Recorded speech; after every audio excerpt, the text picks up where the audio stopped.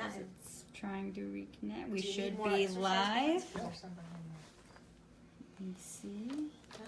Da, da, da, da, da, da. Hi, Bailey. We're just standing here. We never know if we're on. I can put it on there. We're good. All right, great. Hello, hello, hello. Hey, everybody, and welcome to episode 73 of Weight Loss Wednesday. I'm Chef AJ, the creator of the Ultimate Weight Loss Program, and joining me is my partner in crime in running the Ultimate Weight Loss Program, John Pierre. Thank you. Hey, you got a very nice haircut. Thank you. Yeah, it looks really good. So we dedicate today's episode to our dear friend, Heather Goodwin, and I can say this because I just saw it on YouTube. I wouldn't betray somebody's secret if they told me they relapsed, but if she made a video about it, I figure it's out there. She's the Butterfly Effect, plant-based weight loss. She's the gal that lost over 300 pounds. She's an extraordinary person with an extraordinary story. And just we had something planned for today, and then just before John Pierre got here, I'm watching this video, and I didn't even know she relapsed. So the only thing I'm upset about is she never told me. She didn't reach out. She did reach out eventually to her accountability partner. So hopefully you're doing okay, Heather. If not, please, you've got both of our phone numbers, and you can expect a call from me as soon as this episode is done. So we dedicate this episode to you because we are going to address exactly that issue, the issue of relapse. We see it over and over. It's nothing to be ashamed of. And it's if you don't relapse, then you're weird. You've relapsed a little One bit. time. I got the call. Yeah. So I mean, the only reason I don't relapse, I think, is because this is my job, and so the consequences are a lot higher, I think, for me, because this is how I make my living. Plus, I'm as Dr. Goldhammer and Dr. Lyle say, a highly disagreeable bitch. Heather's a very kind person, very people-pleasing. Apparently, the relapse happened at a wedding. There was vegan junk food, and I don't know the circumstances. But I don't really think I know anybody who hasn't relapsed. I mean, maybe Shada. Maybe, I don't know. Yeah. But the thing about Shada that was interesting, one of our most successful clients who's lost 120 pounds in the Ultimate Weight Loss Program, is it's not that Shada was never tempted to relapse, but she called us. Remember the day that her friend died in the car accident? Do you remember that? Yeah. We both got a call. So she was going to relapse, but she just didn't. Now, in Heather's case, it didn't sound like there was anything emotional going on other than she was in an environment of delicious vegan junk food, And we'll if we're going to do what we're going to do today with the Reboot Checklist, we'll talk about what you could have had. Absolutely. Should have had. Right. And I wonder if she did have. We don't know. So we're not making any judgments. But one thing we do know, whether you're Heather, who lost 300 pounds, or somebody that's struggling that's not on the program, everybody needs a relapse recovery plan. Absolutely. I have one. I mean, you probably don't have one because you don't relapse. But it's like insurance. Like, at least in California, I don't know anybody that would drive without car insurance. Yeah. I mean, we hope you're never in an accident. But I've been in 2 accidents where I was hit and my car was totaled, and thank God I had insurance, right? Yeah. And so a relapse recovery program, we can give you some ideas of how to make one up. I mean, Kristen Bummer has one on her website. She has subscribed to this great blog. It's called Beans Not Bambi. It's so funny. Kristen Bummer, again, one of our very successful participants in the Ultimate Weight Loss, she has like the most amazing sculpted arms. So like it's a thing now. Like when people talk about like stuff, they talk about, like Paul Newman's blue eyes. They talk about, they call it actually Kristen Bummer arms. They go, I want Kristen Bummer arms. So Beans Not Bambi. She has a relapse recovery program. It's called a 3-day recovery program. That's a good one to use if you don't have one, especially. So my relapse recovery program, I only relapsed once, so I developed one right away, is the first thing I do, should I relapse, is I immediately text Dr. Lyle. I mean, I have his text number because I'm a regular client, so if I wasn't, then anybody could email him. He gives out his email freely. So that's the very first thing I do. And if he says the word, I'm on the next plane to True North. And then I even thought about it because there's a 4-month waiting list now to get into True North because they're so popular since all those movies came out, like What the Health, is that I would just go to Santa Rosa on the next plane and just stay in any hotel or motel and just still do the program from wherever. So that's my relapse recovery program. Okay. So, but you need one. So what we're going to do today is we're going to talk about our Uwl Reboot Checklist. And this is a list this is something that we give out in Vegas. So if you want the hard copy, you got to come to Vegas. This is not even something that we give to UWL because this is like material that we create for Vegas, and that's what you get if you come to Vegas. But you're certainly welcome to watch this and take notes. We're just not going to be posting this anywhere. So this is the UWL Reboot Checklist that we'll go over. And I'm going to be doing some reading, if that's okay, because we haven't given this talk since last September. And we go into much more detail, of course, in Vegas. Absolutely. And but, mastery also. Absolutely. So I call this a Reboot Checklist. And I says it's to help you recover from a relapse, but almost more importantly, to prevent one in the first place. That's what we hope, because they always say that in football, the best defense is a good offense. And so I think one of the reasons I don't relapse is because I know how hard it is to get back on track, and how you have to go through that detox and withdrawal, not to mention the pain, the shame, humiliation, whatever else you're feeling. I just don't want to go through that. I did it once. It was horrible. I didn't want to do it again. I feel like I'm the proverbial cat that walks on the hot stove, and it's like, okay, I'm not going there again. So it's almost impossible, though, to relapse if you're following everything. If you do everything on this list, it would be pretty hard. It would be really, really hard. So by reviewing the list, you can see where you're already strong in your program and what areas need strengthening. We want you guys to leave this, well, we say the conference, but this episode with a newfound sense of hope and resiliency, knowing that as difficult as this may be at times, that you really can do this and have both the health and the body you so richly deserve. So as I said, when it comes to relapse, the best defense is a good offense. We found it's better to prevent a relapse often than it is to recover from one, because we see that people don't always get back on track. Sometimes they never get back on track. I know Heather's going to get back on track, but we sometimes see them take days, weeks, months. Oh, I've seen months with some of the clients that have gone off. It's been like a downward spiral. Mm-hmm. Absolutely. Right. Because the whole thing is this is where it's interesting. This is kind of where the rubber meets the road with why our program is so different, and what some people might call extreme is because it's an abstinence-based program. People don't get that. People said, well, abstinence isn't sexy. It's not fun. Either is obesity, diabetes, and relapse. So I think one of the reasons for me is that, for me, abstinence is a non-negotiable. Mm-hmm. I mean, if I was on a desert island and they dropped donuts, that's a different story. But it's like, I don't make exceptions. I just don't. It doesn't matter if I'm mad, sad, glad, if I'm hungry. I do not make exception for any of the sofas. Sugar, oil, flour, alcohol, salt. Do I overeat at times? Sure. Do I sequence all my meals? No. Do I eat, I don't do everything perfectly, but what I do perfectly is abstinence. Mm-hmm. Well, if you're a food addict, I don't know any other way. Exactly. It is completely non-negotiable. It's all the food addicts, though, I notice, want to have the exceptions, and they think it's going to work. Right. They say, I'll just have a little bit of salt today. There's just a tiny bit of oil on there. There's not much at all. And then it's just a downward spiral. Right. And it's interesting because a lot of the people that are struggling in the program now, or that are relapsing, they're not sofas free. They write their own program. Yeah. They pick the letters in the sofas that they like. They know that oil's calorically dense, so they know, well, I'm not supposed to eat that for weight loss. It's not even about health, because most of the people are more interested in weight loss than health. And but they're like, well, salt has no calories. It can be an exception. Stevia, no calories, make an exception. And that's the problem. Is if you ever heard my talk, the 10 Commandments to Overcoming Your Weight Loss Obstacles, if you're a food addict, you cannot make exceptions. Yeah. See, if you're not, that's fine. Well, that's how you know. Yeah. Because the truth is my husband basically follows UWL. I mean, I don't know what he does when I'm out of town. He might eat some vegan junk food.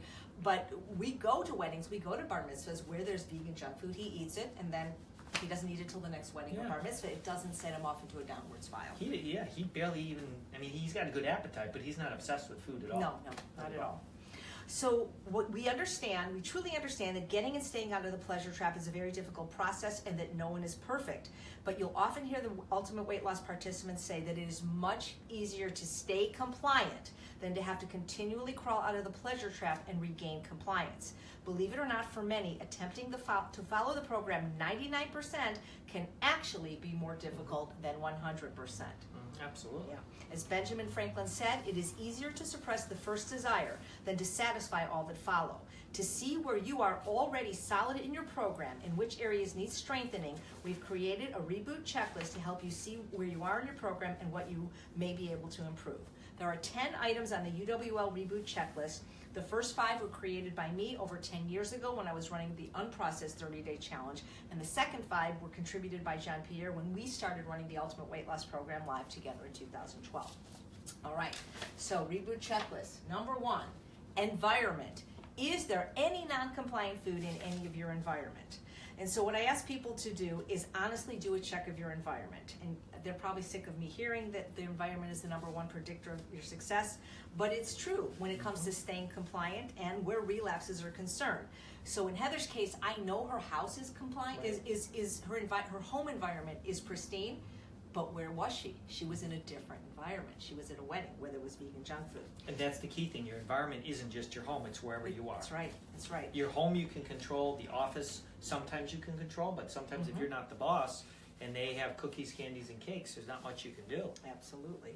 And I like that you say your home you can control, because a lot of the people in our group say they can't because they're married to somebody that, they can't. If they really wanted to, they Well, could. if their husband or the wife, if they understand that you have a food addiction and your life is based on it, I would hope I hope they would help. They say let's not get into that now. That's going to be a good question for Dr. Lyle in the next interview about why they put up with it. But the truth is you can control your environment. As a matter of fact, the environment is the only thing we can control. Exactly. We can't control our brain chemistry. We can't control that we have this disease any more than I can control that I was born with asthma. The environment is the only thing you can control. Why wouldn't you control the only thing that's in your power to control? So, whenever a participant of the Ultimate Weight Loss Program makes a post stating that they have relapsed, the first question that either I or John Pierre asks is, where did you get the food? Now, in Heather's case, we know she got it at a wedding, but most of the time, 99%, they got it in their house. While they occasionally have been tempted by non-compliant food that they saw at work, at a restaurant, or on vacation, the relapses invariably occur in the home with some type of non-compliant pleasure trap food. As a food addict who is looking to medicate with food, you'll get just as much dopamine from vanilla ice cream as you would from chocolate ice cream. That's why you can't have any of these foods in your environment. Because people say, oh, well, my husband has vanilla. And it doesn't matter. Your food addiction doesn't differentiate the way, about that. That's why. Not a drop, not a morsel, not a crumb if you want to be successful. Even if you say that it doesn't call to you now, it still has your number, and when you're vulnerable, you won't be able to shut the cravings up. So if you're serious about remaining compliant, recovering from a relapse and getting back on plan, you must permanently clean up your environment. If you won't, and I say won't instead of can't, because if you really wanted to, you could, because even the most difficult situations can be negotiated. You're going to have, now here's the thing, let's say I'm not going to say can't, but let's say they won't clean up the environment, then you are going to have to work the other 9 items on the checkbook 10,000 times harder. 10,000 times harder. Way harder. Yeah. So we're not saying it's impossible. We haven't seen a lot of success in people with unclean environments. I've seen 2. I don't know how many you've seen. But I really haven't seen many if they're true food addicts. Right, It's exactly. the equivalent of an alcoholic Right. just getting out of rehab for 3 months and then living with an alcoholic. Right, or or an alcoholic working at a bar. it's not good. It just doesn't make sense. That's why I resigned from my job as a pastry chef the minute I found out that food addiction was a thing and that I suffered from it. Well, and who would want their head banging all day with this tug of war? Can I have it? No. Can I have it? No. Can I have it? No. It's like It drains your willpower. Yeah, exactly. Because you don't need willpower to not eat something that's not there. Exactly. Willpower is only required when you have to make a decision, and I think after 20 minutes, it's gone and it's in your mouth. So number 2 on the Uwl Reboot Checklist: the food. What are you eating? What are you really eating? Are you eating most of your volume from non-starchy vegetables and enough calories from starch? Are you abstinent from all SOFAs, sugar, oil, flour, alcohol, and salt? So I have that people are doing this is the thing. John Pierre spoke to our live group a couple weeks ago, and the first thing he talked about are the people that were successful follow the program. Yeah. A lot of people are doing their own interpretation of the program. So they're still including alcohol, occasionally or even often. of course. Yeah. It's not our program. Yeah. They say they don't have a problem with alcohol. Well, if you have to Well, drink first of wine, all, it's liquid calories. Right. And Well, second of all, it's a sedative. Actually, you're right. Even if it wasn't a drug and it wasn't addictive and it didn't have all the terrible things that it causes, like cancer, World Health Organization won't even recommend any alcohol is safe. Just based on caloric density alone, how do they expect to lose weight? Even the people that come to Ultimate Weight Loss just for weight loss don't care anything about health, as we know, because we have a lot of people that smoke. How do you think you're going to lose weight and keep it off? By drinking alcohol. What is it, like I forget how many calories an ounce, 216 calories an ounce, something like that. So that's the thing. More often than not, participants are doing their own interpretation of the program instead of following it as designed. Now, I don't know where Heather was in that equation. I know that she never was salt-free, or at least condiment salt-free, and I don't know if that contributed to her cravings and just kind of wore her down, but I don't know, because I don't feel in her brain or taste in her mouth. So people do their own interpretation of the program, and then they wonder why it didn't work for them.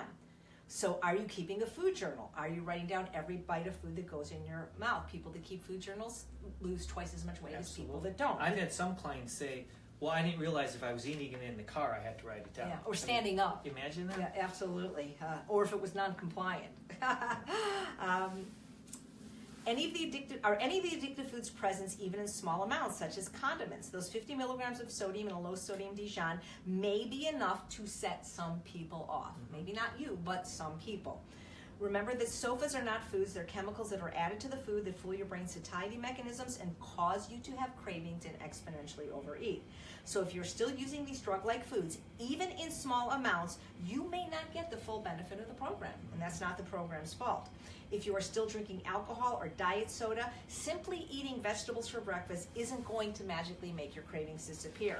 If you're still using zero-calorie sweeteners like stevia or haven't yet shaken the salt habit, you will likely have your appetite stimulated and be driven to overeat.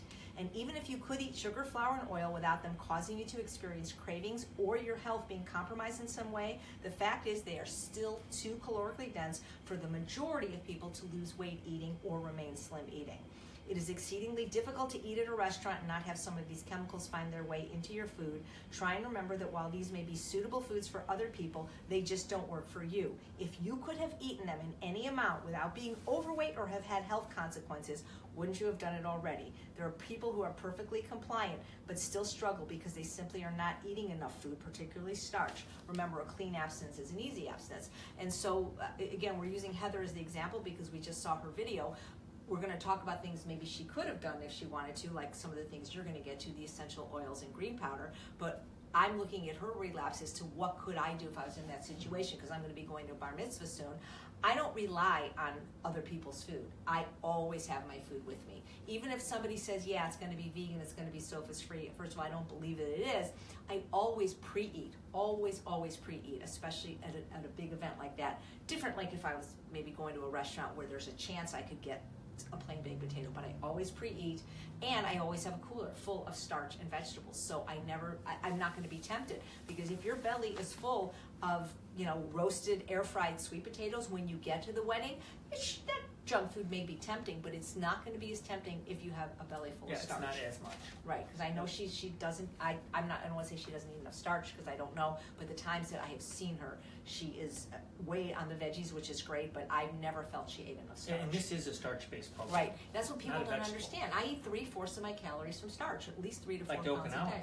Right, and they're the longest lived people in the world. Most of their calories are sweet potatoes. Right, even if you eat the recommended 2 pounds of vegetables that we recommend a day, even if you eat what I eat, which is 4, that's 400 calories. I eat about 2,000 calories a day. The rest, a little bit comes from fruit, but the rest is starch. 2 pounds is not a lot. Oh my God, especially if you cook it. Yeah. It is a lot. If you ate 2 pounds of raw kale, it's going to be a lot. Yeah. But when you cook your food, 2 pounds cooks down to, I can hold it in my hand. Heather's with us. Hey, Heather. If I'm telling tall tales out of school, you can scold me. All right, so the third item on the Reboot checklist, VFB, vegetables for breakfast. Are you waiting until you're hungry to eat? Do you start your day in a nutrient-dense and savory way? People that are not familiar with the Ultimate Weight Loss Program believe that I force people to eat a pound of steamed kale and drink the water. I actually heard that on somebody's blog once. Yeah, like I'd go to their house and like, you better drink it. Yeah, I force them. The main reason that people do not join the Ultimate Weight Loss Program is that the idea of eating a savory breakfast in general, and vegetables in particular, repulses them. Yet those who have been successful have kept this habit and made it a non-negotiable. And for the majority of people that relapse, the practice is usually the first one they let go of, and also logging their food, they let go of that habit. Starting every meal with vegetables, salad, or a vegetable-based soup is sequencing your meals and is based on the principles of calorie density. This is why I always recommend to people, even in the throes of a relapse, to consider maintaining this habit even when you're not being 100% compliant. In other words, even if you're going to eat crap or binge or and nothing will stop you, make a promise to yourself that you're going to eat something healthy first. And that's what Dr. Lyle said the other day on the McDougall webinar, that you're going to binge, you're going to binge. If you're going to eat crap, you're going to eat crap. But you can make a promise to yourself that before you eat the potato chips, you eat a baked potato. Absolutely. That before you eat the candy corn, you eat a piece of corn. Before you eat the apple pie, you eat an apple. Because you know what happens in a lot of cases? Turns out you were hungry, especially if it was starch. And maybe you won't binge, or maybe you won't overeat as much. And so having that habit of vegetables for breakfast, that is such a huge foundation. When we've done, I think, 4 live ultimate weight loss conferences now, and remember the very first one at the Mermaid, we asked all the biggest winners, what made the most difference, and they all said vegetables for breakfast. And the ones that relapsed, I said, what was the first thing you stopped doing? Vegetables for breakfast. So even when, if you are going to, eat something healthy first, if you will force you to eat something healthy and filling, such as a salad and potato, even if you don't feel like it, often what happens is you start to feel full and satisfied, so that you may not eat the other food, or you might eat less of it. I still recommend you maintain the habit of vegetables for breakfast, even if you stray from the program altogether. It's especially helpful if you have to go to a party or holiday function. Just make a deal with yourself to always eat something healthy first. The scientific literature now shows that nothing turns off the hunger switch and fights cravings like vegetables, and nothing satiates like starch. Together, they are truly nature's appetite. Well, and one of the reasons is, remember, vegetables are high in fiber and high in water. Right. And you combine them, and then you have a bulking agent. Absolutely. So that starts you getting full. And then if you couple it with starch, you're all set. It's impossible to beat. But without the starch, there's not going to be satiety. I mean, it won't last. I'm so full. Like, I'll eat probably 2 pounds usually for lunch of maybe the Japanese sweet potatoes, sometimes just roasted, sometimes chilled, cold, sometimes into air fries. And I'm so satisfied. I mean, it's like when you eat this way, especially if you've done it for a while, our food is so good. I mean, I don't want to say I can't imagine ever being tempted, but what I eat is so good. I don't eat just boring, old, microwave russet. I mean, my food is so delicious. So the 4th item on the Uwl Reboot Checklist, community. Are you participating in the group or some group? Are you posting your successes and your struggle and asking for help? Now, I don't know the time frame in which Heather relapsed and then made this video, but I sure would have seen a post if she had made it. I sure would have. We'd been texting and talking about other things if she had reached out to me. So that's the other thing, is community. This is where many people give up. It's difficult enough to be vegan, let alone to be an oil-free vegan, but you take away sugar, flour, oil, salt, and alcohol. Well, nobody eats like this, and people don't even understand why. But we do, and the people in the Ultimate Weight Loss Program do. That's why it's important that we stay connected to each other. And the most important thing in the Ultimate Weight Loss Program is the community. I mean, yes, you get some great videos and you get content and a meal plan, but it's the group, it's the support. Well, after you get educated, I mean, well, yeah, we don't want to downplay the information. No, that's true. It's life-saving information. Yeah, some people never watch the videos. Right. But once they get the program, what really helps them is just having a cheerleader in your corner all the time and a private coach. And you're able to relate to other people are going to post on the boards, hey, I'm struggling with this and this and this. And then 20 people immediately, within seconds, will post, I did too, but here's what I did to counter it. It's important to not only stay in connection with us when you're doing poorly, but when you're doing well as well. Because, when I don't see people post for a while, I usually think, well, the first thing I think is relapse. I mean, sometimes people are busy, I get it, but I worry when I start seeing the regular posters not posting. The thing is we talk about this all the time. Well, what's wrong with this program? Nothing's wrong with those programs. It's just that they're not run by people that suffered with food addiction, and they're not for people suffering with food addiction. They're great for losing weight and gaining health, but this is the only one that's both vegan and targeted for recovering from food addiction. Heather said, I was so embarrassed. That's what she just commented. Oh, well, okay. But she did end up at least posting something. Right. So, well, yeah. To reach out for accountability. Well, then she's human, and that you're embarrassed for being human. I mean, I think you inspire a lot of people when they hear that you relapse. They're like, oh wow, And also, what's I worry about her because she's Heather. But what's nice about it is that it's like a warning to everyone, because we see somebody that's like one of the most successful humans on the planet that lost more weight than almost anybody in the world without gastric bypass or drugs or surgery. And then we see, oh my God, she relapsed. If it happened to her, it could happen to me. So I think you actually, I understand, I'm not going to say you shouldn't feel embarrassed, because that's what you feel, but use that embarrassment to fuel you to help people, because had you reached out sooner, because you don't have to tell me how much weight you gained, you mentioned on the video you didn't, that your clothes don't fit, we could have maybe dealt with this sooner. What I like about people reaching out sooner is that one slip, one relapse doesn't define you. One, as they say, cheat meal. But you start getting the taste again, and then you do it more and more and more. So the thing is the only bite that Heather or any of us that are food addicts have the power to refuse is the first bite. After that, it's like all cognitive thinking goes out the window and the disease takes over. And so the sooner you reach out and the sooner you get back on track. I think in all addicts, there's a part of them that when they relapse, I mean, it feels They're good. happy. Right, and it's like, It's an excuse. well, I'm just going to wait a little bit to tell AJ so I can have a little fun now. The problem is the fun inevitably leads to weight gain and more feelings of self-loathing, guilt, and humiliation. Well, and it gets shame. harder to get back on the program. Because you remember all the good that stuff tastes like, and you get down that spiral. I'm basically just afraid to relapse because if you had my job and you see the stories, it's like whoa, it's just. The other thing, and I've talked about this before, and there is a word for it in science. My word for it is the Philip Seymour Hoffman effect because I don't know what it is, but they say in AA that when you're getting sober, your addiction is in the corner doing push-ups.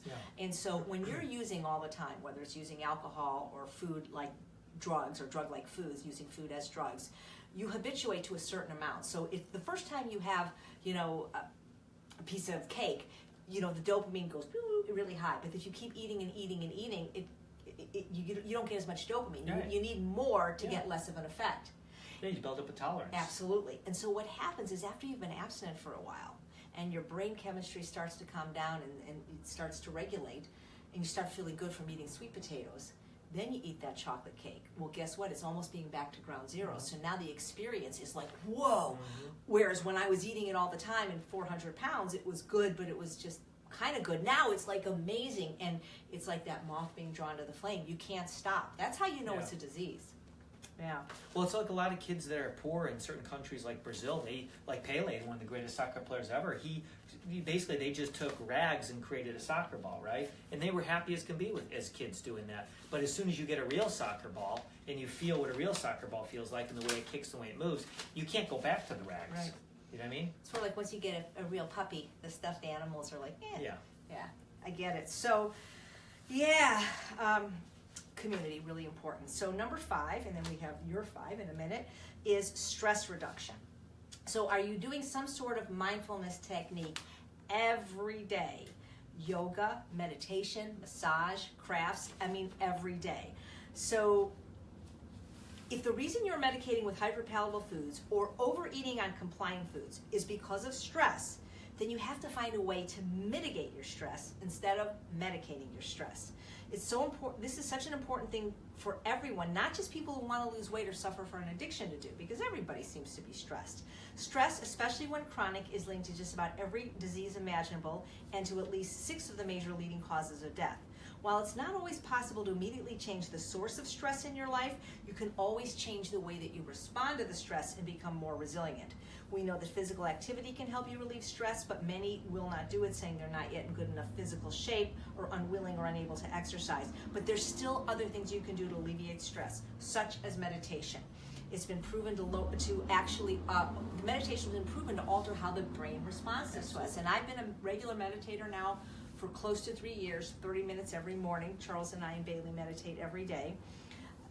There's other things. Even as little as 5 minutes a day has been shown to be beneficial, but you need to do it consistently, not when we just have October where we meditate every day in October.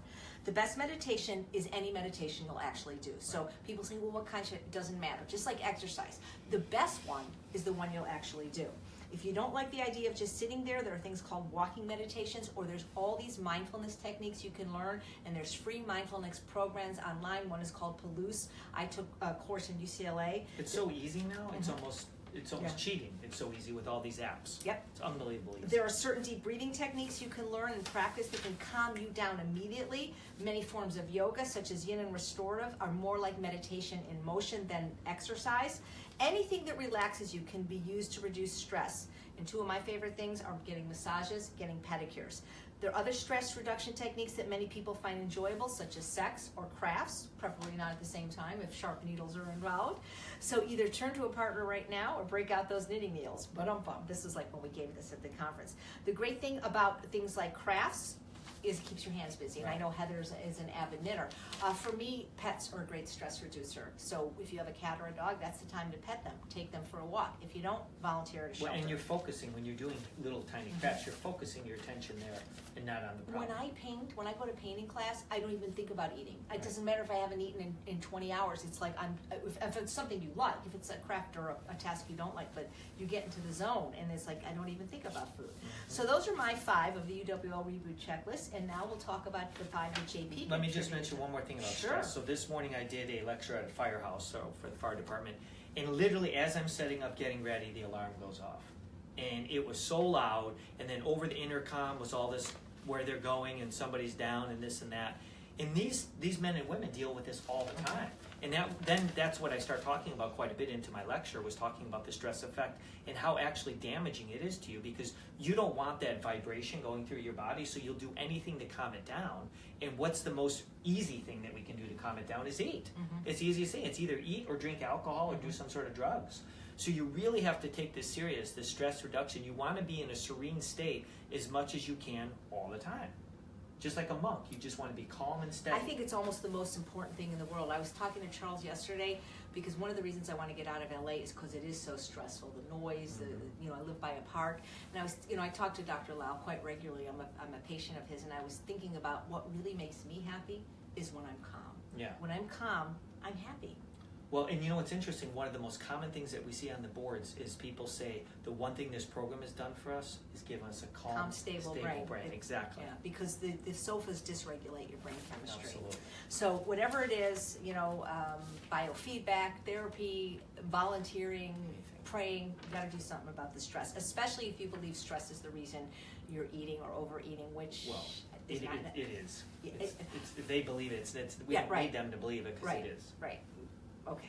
So Heather made one more comment that Sure. I missed earlier. She said, I didn't want to admit I was struggling. I wanted to fix it and then tell. Ah, okay. Well, how'd that work for you? All right.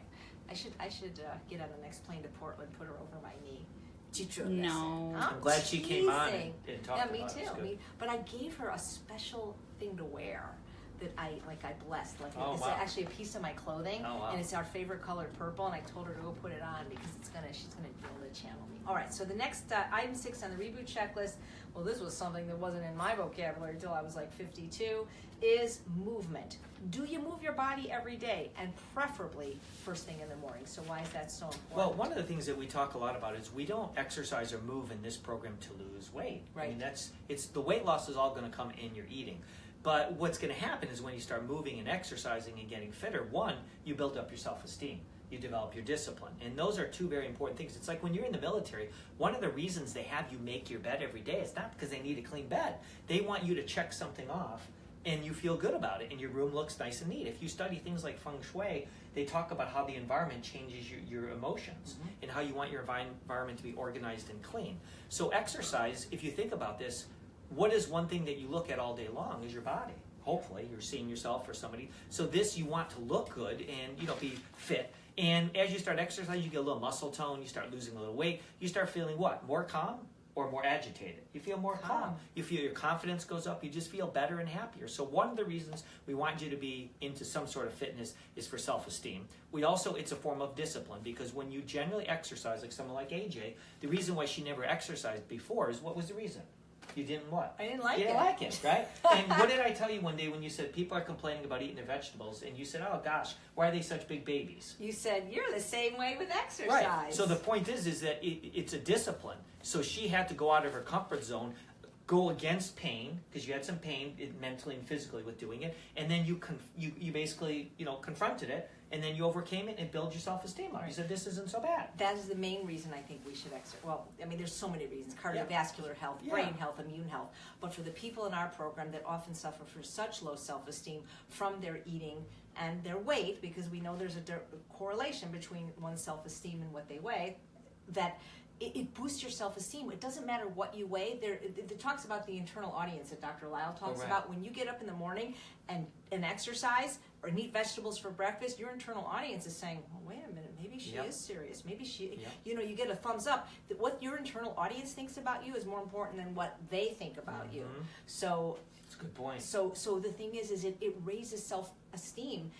And when your self-esteem is raised, even if you're not at the weight you want to be, you have more of an ability to be able to stick to a healthy eating plan. Absolutely. It gives you the edge. Absolutely. And even if you're not as thin as you want to be, it still makes you look better at any weight. People that are fit and toned, even if they're carrying a few extra pounds, they still look better than somebody that's like all skinny and just no muscle mass. So it has to be, again, just like if you really want to recover from food addiction, ingesting sofas has to be a non-negotiable. Pretty much everything on this reboot checklist, with exception of maybe these two we'll talk about, has to be a non-negotiable. Like at least the first 6 that we've been talking about has to be non-negotiable. From a health standpoint, I mean, your body's dependent on movement to be healthy. So not only is it important for your self-esteem, but it's important for your bones, your muscles, your metabolism, for your regulating blood sugar, getting rid of excess fat. I mean, your body has to have movement. There's all the cultures that have lived the longest and done the best in the world. The one thing they positively have in common is they move from the minute they wake up to the minute they go to bed. They're constantly moving. So it's important for health. So that's one of the main reasons. It just seems to be harder to motivate the people. I mean, there's a few people that come to UWL that were lifelong exercisers, but it seems like it's much harder to get people to do that than it is maybe to even eat the vegetables for breakfast, to motivate them to exercise. One of the reasons is because they equate exercise with what? Going to a gym and but we're going to talk about this. So the one thing that you need, they'll make your life easy, is just get some exercise bands, set of hand weights or a couple cans, and here's the thing. Start sneaking movement in throughout the day. You don't need to go to a gym for an hour. If you want to, you can. I stopped going to the gym. It was all a bunch of sweaty people getting sick all over the place. You don't have to. You can get some exercise bands in, and let's just pretend that you're at home, like you work at home. So basically every half hour, you're just getting your exercise bands, and whatever exercise you're choosing to do, whether it's a curl or it's a press, whatever thing like that, it doesn't matter. You can do a squat, you can do anything, but you want to be moving throughout the day. This was like $10. Yeah, and it's not. You can use cans for a lot of these exercises, things you have already at home, a jug of water. But the point is, sneak things in. Your body's more dependent on movement than anything to be healthy, so you've got to move throughout the day. You just can't do your hour in the morning and then be done with it. It doesn't work that way. And if you need help figuring out a fitness routine for you, JP does private consults. His website is johnpierre.com, his name. And make sure that, if you have some conditions, discuss with your doctor what you can, but there's something that everybody can do. That's the thing. I mean, I've never met anybody that couldn't get in a shallow end of a pool with with like a vest and just walk. Everyone gets in and out of a chair every day, so why can't you do that 10 times every hour? And you have clients in wheelchairs. Absolutely. So it's possible, guys. So get movement in your life, not for weight loss. It will help with weight loss, fat loss eventually, but it's in an odd way, a roundabout way that it does it. Right. So if you don't mind, 7 and 8 we're going to reverse. I don't think they're in any particular order, only because I'm going to show you how to use these tools. When people relapse in the Ultimate Weight Loss Program, the first thing I say is, where did you get it? And the answer almost is always at the house. But then I said, did you use your essential oils? Did you use your green powders? Did you use your vision boards? And then the answer is, what's an essential oil? What's a green powder? What's a vision board? Even though we talk about it incessantly on the boards and here. Now, if you're in the Ultimate Weight Loss Program, there's a thing called a search box. It's not that we don't mind answering. It's not that we mind answering your questions, but a lot of the questions like, is your pop popcorn okay, get asked over and over. So there's a little search box. So type in, or pop popcorn. Type in essential oil, green powders. So we're going to reverse them. Since I'm going to have to drink these on air, I want to reverse the orders. So number 8 is the green powders. This is not a substitute for vegetables unless you actually cannot get them, which happens like when I'm on the cruise. But to alkalize throughout the day or when you have cravings. So talk about them and how to use them. Sure. So you can use any green powder you want. I don't know if you guys can see this one. My favorite company, there's 2 companies that I really like, Health Force, and there's one called Boku. Those are 2 phenomenal companies that make a green powder. But you could just go to the store and buy organic barley grass. And they have kale powder at Costco. They do, absolutely. All they're doing is they're taking greens, dehydrating them, putting them in a blender, crunching them up. You can make them yourself if you wanted to. And they put it in a container. But the reason why we're doing it, and by the way, you don't even have to use this. You could just eat parsley and some dark I've used parsley, like in a Passover Seder. Like, they call the Seder for 5 o'clock. It's like 9 o'clock. They're still not serving food, so I just eat parsley. So what you're trying to do is you're trying to really alkalize your palate. because most of the time, most of us, especially if you have sugar cravings, we're really acidic. And as soon as you alkalize it with a green drink or eating parsley and chewing it and letting that turn into a liquid, that alkalinity, all those minerals start basically alkalizing your mouth, and you don't have the craving for sugar anymore. So what we're going to do is we'll get your glass here. I find that it doesn't taste bad to me. I don't use this regularly. By the way, this is a reusable straw. I know it's plastic, but it's reusable. You like glass when I you can use get these it. when I'm on the cruise because I can't get anywhere near amount of vegetables. To me, it doesn't taste like a hot fudge sundae, but it doesn't taste bad. It doesn't bother me. Usually, the worse it tastes to you, the more toxic you are. Exactly. And the worse you're eating. That's how you know. So we're going to put 1 teaspoon in what looks like, I don't know, what is this, maybe 6 ounces of water? You can mix it up. And if somebody really hated it, they could start with 1/8 of a teaspoon. Oh, sure, you can put a pinch in They there. can start with a pinch and in sip 32 on it throughout ounces. the day. Yeah. So what I do a lot of times, I'll just take my water bottle and you fill it up with water and just put a little bit in there and sip it throughout the day, and it's going to alkalize your It palate. tastes fine to me. I mean, it doesn't taste bad. It doesn't taste. No, It doesn't taste. but because you're used to eating greens, though, somebody who's used to sugars, that would taste like revolting It just because tastes it's so alkaline. I mean, it tastes like kind of like water. I mean, it doesn't. Yeah, it's not doesn't strong really, to us. I mean, I actually like it. Yeah, it tastes fine. So you would drink it. You can. There's 2 ways you can do it. You can sip it throughout the day to constantly alkalize your mouth, Cheers. or like with Heather's It does situation. taste like chocolate a little, actually. I don't know what happened with Heather because we didn't watch the whole video, but I did, but she you didn't did. say whether she used any of these Okay, tools. but for Heather's in particular situation or anybody, you would keep this with you in your purse, and then you would just put some in your glass of water and mix it up and just start sipping on it, and that would alkalize your palate. But let's say, for instance, you were really going into meltdown, then you would take an entire tablespoon of this, mix it in a glass, and drink the whole thing right away. That would really help. I mean, it really does work. Oh, it you know? definitely works. And the thing is, guys, I mean, when people, this is so small that you can carry it in your purse. Yeah. And if it's too much, then you can still take a tablespoon out and put it in one of those little tiny Absolutely. Tupperware things. Baggy. And the essential oil, if people say, oh, the bottle's too big, really? Yeah. No, it isn't. No. Okay. So these green powders are great, and it's a great way to alkalize. And even people that are struggling or starting out, I recommend not just vegetables for breakfast, but sip that all day long. Now they also can do your special broth. Oh, pot liquor. Absolutely. Oh my God, that's delicious. Yeah, and that's whole food, basically. That's delicious. Pot liquor is the liquid left over from steaming your grains, and it's delicious. It's a delicacy. What if someone's worried about liquid calories from the powder, or because it's processed? Oh wow. Is somebody saying it's processed? Yeah. No, Well, I'm just giving you hypothetical Well, what the some people calories would are say. minuscule, Well, and the processing is something you could do in your own home by dehydrating. Well, you also don't need to use that. Just go chew parsley. Yeah, just That's eat. all. Yeah, just or eat you can do our vegetables. next thing, which is the essential The oils. essential oils. Now this is so the green powders are one level of fighting cravings, but now we have the marines. Yeah. So Once you have this, it's almost impossible to eat. he's an expert on which oil to use for what. You can buy them on his website at John. You have to say the John. Yeah. Pierre. Well, there's a couple sites just so you guys write them down. My animal sanctuary site is livingwithharmony.org. And then you just click on resident recommendations, and that has all the products I recommend. We don't sell them, we just get an affiliate link, so when you buy them, the money, we get credit, goes to the animal sanctuary. Yeah, and if you buy from Amazon, why not make an Amazon Smile account and let a few pennies here and there go to John Pierre's nonprofit, which is called Living with Harmony. He is building an animal sanctuary in Colorado. Yes, we're in Boulder. So here's what we're going to do now. So let's say, for instance, in Heather's case, she was at the party, wedding, whatever, and she saw the food and was really tempting. She just thought, for sure, I've got to have it. She would go into her purse and get her essential oil. Now, there's different essential oils you can use. The one we're going to use today is clove oil from doTERRA. Okay, that's the one that we use. And clove, it has a numbing effect. So you would take 1 drop of it. It's in I'm a gonna lot let of you dental do it. stuff. Absolutely. I'm going to let you put the drop in. Okay. So we're only going to do a drop. You could do more, but 1 drop is pretty good. And some people actually use it. They don't even put it in their. It's not coming out. They don't even put it in water. They put it directly on their mouth. You can try it in your mouth if you just go like this and put it on your. Yeah, like that. Yep. So you can actually. A lot of people just take this. They turn it upside down. They Oh put my it on God, their tongue. it's like And now swish so a little hot. bit. Yeah, swish. Wow.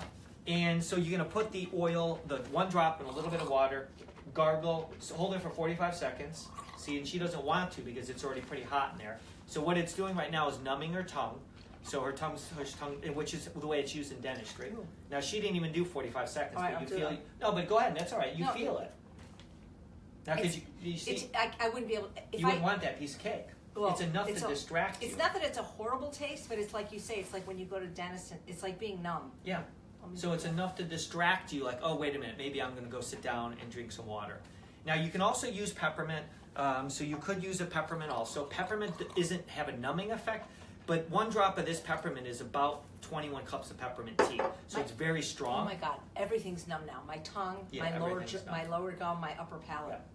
So you could use peppermint too. Now here's what I would say. I can't vouch for any other oils because I use the doTERRA. So you have to be very careful you don't get synthetic oils. That's one thing you don't want to get. So this is on my website, and it's not very expensive. Like I think the peppermint oil is like, I don't know, 20, 21 or 25 bucks. But I think you get like hundreds of drops. Let's see. Well, this is 250 drops. Time for dinner. Well, here's what's interesting. I have a class Shayna tonight. had called me and she said, I want to order the clove oil. And I said, but you don't need it. She goes, I know, I just want to try it. So she tried it in the morning. She said she couldn't eat the entire day. Yeah, I can see that. It's like I can feel my teeth and my upper. I mean, there's no Yeah. way. I Now, mean, I don't know if there's a genetic thing because maybe there's somebody this doesn't work on, but I really think Yeah. almost 99% of the population that I've ever talked to, it works. how'd you figure this out? I just had experimented with oils so much Wow. that once I tried. And it's amazing that 1 drop. So when people say they can't afford it, what is it, like 6 cents for 1 drop? Yeah, I mean, it's pennies. Yeah. And you won't be using it all the time. The idea is you have 1 bottle, hopefully that'll last you a lifetime. And we've done other episodes where we talked about using lavender for relaxation, Oh, and yeah. peppermint and lemon to wake up, and things like Well, that. you But should for- be. You but should. For, yeah. But for what you Cravings. peppermint and clove work the best. Yeah. Yeah. Now, what we do also is you apply this onto your feet in the morning when you wake up. So you massage your feet really well, and then you're breathing it in. Then you put your socks on, and then it feels like your feet are tingling. Mm-hmm. So it's a good way to energize you without using a stimulant like coffee. You know, I thought of another use for the clove. I'm trying to think back to many years ago, but there were times where it wasn't so much that I was going to eat non-compliant food or relapse, but that I wasn't yet good at being uncomfortable, being hungry. Like I didn't realize 6 years ago that hunger wasn't an emergency, and I hadn't yet learned about having food with me all the time. But I could see that another use of that clove oil could be that when food isn't when you needed it to be, like delaying hunger. In other words. Like not that I'm in danger of a relapse, but food's not here right now, so this could just kind of. Sure. Yeah, It's a distraction. Very cool, very cool. Thank you. So the number 9 on the Uwl Reboot Checklist is vision boards. Do you have one? Several? Are they posted in prominent places? Do you have photos of them on the phone to look at anytime you need to? And you have quite a few of them. Well, I've been doing vision boards, which are also called inspiration boards, since before I met John Pierre, just to achieve work-related goals and things like that. Now, some of them are more focused. I have these all the time, and I love making these. You know, a lot of people don't buy magazines anymore, so you can use Google Images to do them. But like this is one that JP and I made, or he helped me make it because I was working on compassion, because I'm such a compassionate person. So for example, this one is just focused on one subject, and I have this in my bedroom. So this is the first thing I see when I wake up in the morning, for example. But just to show you, and you probably, I don't want to show everything about this, but look at this, JP. This is from 2009, because I have the year on it. This is my vision board from 2009, and I had Dr. McDougall on it, and I had affirmations that I was going to meet him and work with him. Yep. Works. And so let's see what else. You also did one for mastery, I too. did This one. Yeah, I did one for weightlifting, and then I had this thing happen. But it's still very. It's a great one, It's though. very inspiring to look at. And then they're all so great. Like, and they're fun. You can do them with the kids. This is mine. This was mine for stress reduction. I did one just for stress, and I have these all over the house, and Charles does these as well. And so this one was for. I mean, look at all the people I put on it. You, Goldhammer, McDougall, and then I end up working with all these people. So, I mean, I love looking at these. And this is one that I use for flexibility. I did one for yoga. Let's see. And you did it on New Year's, too, didn't you? Oh, we always do it on New Year's Eve. Yeah. So there's another one. It's a great way to start the new year. This one I love. I just love looking at these. So, anyway. Hey, this looks like our lineup. Yeah, I know. For Look Las at this. Vegas. It's like, here's the funniest thing is everybody here now are the presenters in the Live Ultimate Weight Loss Conference. So there you have it. Yes. So anyways, we should let them know one of the reasons that we want you to do this is because part of what we teach is laser beam focus. We want you to be really focused on what your goals are and what you want to attain. once you make your vision board, take a photo of it with your phone, and then anytime you're out, you always have it on your phone to look at. And then you don't have to just have one vision board. You can have many of them. And you also can make small ones. You can always be upgrading them. Oh, you should. And if you don't like cutting and pasting and gluing, a lot of people do what's called magnetic vision boards. A lot of people have jobs where they have cubicles. Yep. And you're allowed to have a bulletin board where you can put like photos of your pets and kids. These are like mini vision boards. Or some people do the magnetic ones where they can move stuff around. And some people do like virtual ones too. I just made some this week for a client, and I laminate them. So when they see it, they put it on their refrigerator and things like that. It's just crystal in their mind, right there. And like JP has talked about before, your whole environment is your vision board. Absolutely. When you open your refrigerator, what do you see? Glass containers of cut up vegetables or junk food. So everything is your vision board. And really. the people you associate with, the movies that you watch, the music you listen to, all that. Absolutely. So get it. You talked about having goals. A lot of people, they don't have goals, or their goal is literally weight loss. Not health, just weight loss. And even with that goal, they don't even know why they want to lose weight. Like a lot of people I'll talk to, at least in private consults, I'm like, well, why do you want to lose weight? And they can't even give me an answer. And a lot of times it's for something that's like a singular event. My daughter's wedding, my high school reunion, and guess how successful they are with, they're successful to get to that event, and then they don't stay focused and well, in any ways, there's lots of ways to lose weight that isn't healthy. Right. So that's the biggest complaint we get on the program, is that it's not a quick fix and that people don't lose weight as fast as they do through other means. We hear all the time that people say, hey, how come that, and I won't mention it, that reality show that's on TV that helps you lose weight, how come I'm not losing as fast as those people? Well, one, you're not starving yourself. Number two, you don't have a personal trainer for 6 or 7 hours a day, and you're not playing for $100,000. So get yourself a vision board. It's really fun and they work. So number 10 on the Uwl Reboot Checklist is, I call it being of service. JP calls it love and compassion. Are you doing any kind of volunteer work or mentoring? Are you helping other people in the group? And one of the greatest things you've ever said to me is that volunteer work is the rent we pay for the privilege of being on earth. And I have always volunteered. Since early teens. This was modeled for me by my grandfather, who was a medical doctor, who always did volunteer work. If the patient couldn't afford the medicine, he would pay for it.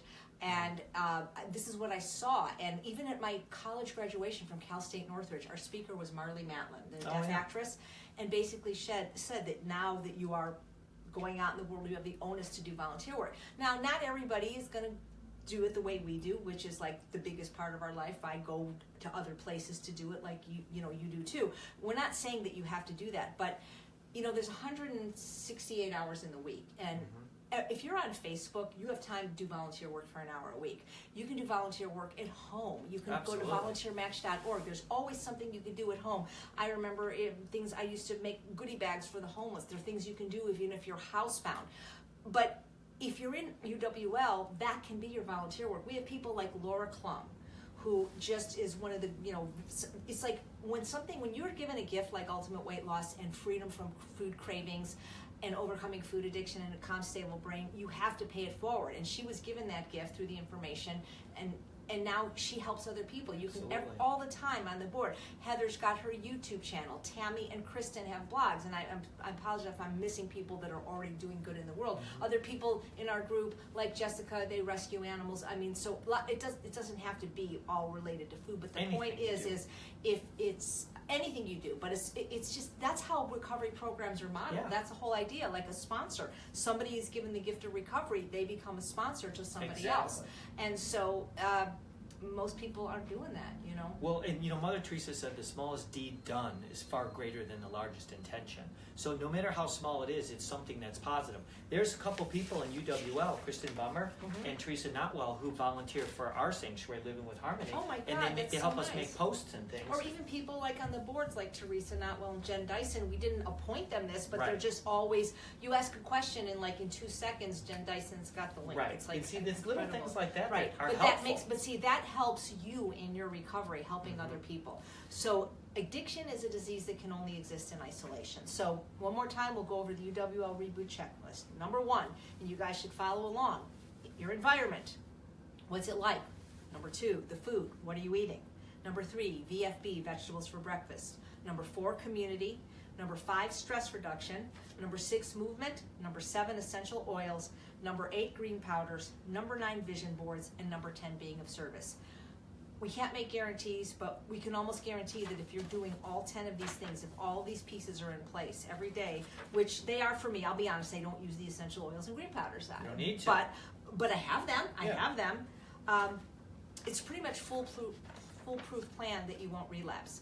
And if you do, I don't want to say don't be embarrassed. It's fine if you want to feel embarrassed, but don't let that embarrassment stop you from reaching out for help, especially if you're in UWL, and get yourself a good relapse recovery plan in place. If you want to go to Beans Not Bambi, Kristen has a great one.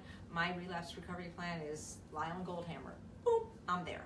So, and anything in between, whatever that is. So that's good. You know, we covered a lot. But the secret is a matter. It's these folks doing all these things. It's not just hearing us. It's now getting all this stuff into your life and applying it. Because when I did the lecture for you a couple of weeks ago, the first thing that I said to the audience was take a note, because this is the most important thing. Is the secret to this program is following the program. Right. And remember, if your environment isn't clean, then the other 9 are even more important to follow. It's like, we recently had a client relapse in mastery. I'm not going to say the name. They sessions with both of us in an unclean environment, but not any of these other things were being done, not one. And I developed this reboot checklist by actually doing an experiment where someone who was in the throes of a relapse and couldn't get back on track lived with me for a while. Right, I remember. And I noticed the behavior, and I asked questions, and not one of those things was in place. So, it's not enough to just cherry pick and do the parts that are easy or that you like. It's the whole enchilada, and it's the same thing with the abstinence. It's all the sofas, in my opinion. Now, if you're not a food addict, maybe you can have some salt. I have some salt occasionally. It sneaks in restaurants, but if there's a way to avoid it, I don't buy the mustard with salt. When there is mustard without salt, I don't buy salsa with salt when I can cheaply and easily make it without salt. So again, that's that. So the best defense is a good offense. Easier to prevent a relapse than often to recover for one, but get yourself a good relapse recovery plan in place. And thank you. And thank you for watching episode 73 of Weight Loss Wednesday. Come see us in Vegas if you need more help. Going to be anywhere? We at the Veg Fest, May 6th, That's right here in LA. Right, you got to come to LA, CJP at the Veg Fest. I'll be in Mexico that week at Rancho La Puerta. Still time to go there if you like. And Oakland Veg Fest on May 19th, I believe it is.